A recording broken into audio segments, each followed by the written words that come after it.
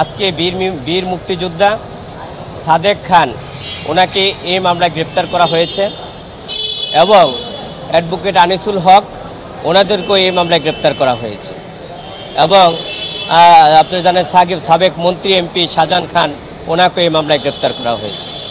আমরা বিজ্ঞ আদালতে বলেছি যে বারবার এই মামলায় গ্রেপ্তার দেখানো হয়, বারবার রিমান্ড চাওয়া হয়, এতে আইনের পরিপন্থী, সংবিধানের পরিপন্থী, মানবাধিকারের লঙ্ঘন।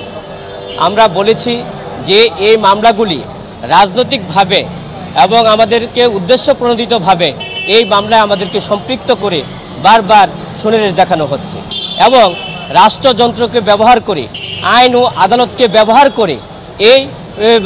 করে আমাদেরকে হয়রানি করার জন্য এই মামলাগুলো বারবার দেখানো হচ্ছে। এতে করে আমরা মানবাধিকারের লঙ্ঘন হচ্ছে এবং আইনের যে সুশাসন সেটা প্রতিষ্ঠিত হচ্ছে না এবং আইনের যে সুশাসন সে থেকে আমরা বঞ্চিত হচ্ছি। আমরা বিজ্ঞ আদালতে বলেছি যে এই মামলাগুলি হচ্ছে ঢালাওভাবে মামলা করা হচ্ছে, ঢালাওভাবে আসামি করা হচ্ছে এবং প্রকৃত বাদী যে এবং প্রকৃত ঘটনা যে ইনভেস্টিগেশন না করে এই ঘটনায় প্রকৃত আসামিকে তাদেরকে বলা যাবে না। যতক্ষণ পর্যন্ত ইনভেস্টিগেশন করে প্রতিবেদন না আসবে ততক্ষণ পর্যন্ত আমাদেরকে এই সকল মামলায় আসামি বলা যাবে না। যদি বলা যায় তাহলে এটা হিউম্যান রাইটসের পরিপন্থী, সংবিধানের পরিপন্থী, কনস্টিটিউশনের পরিপন্থী, সিআরপিসির পরিপন্থী।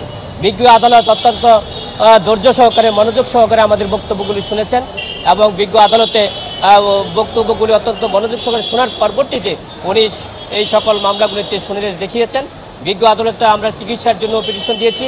আমরা বিজ্ঞ আদালতে বলেছি যে মানুষের হিউম্যান রাইটস আগে, মানুষের বাঁচার অধিকার আগে মানুষের যে জীবন রক্ষা তারপর সেটা হলো সর্বপ্রথম। এটা সংবিধানে কনস্টিটিউশন স্বীকৃতি দিয়েছে, কনস্টিটিউশন সেটা স্বীকৃতি দিয়েছে।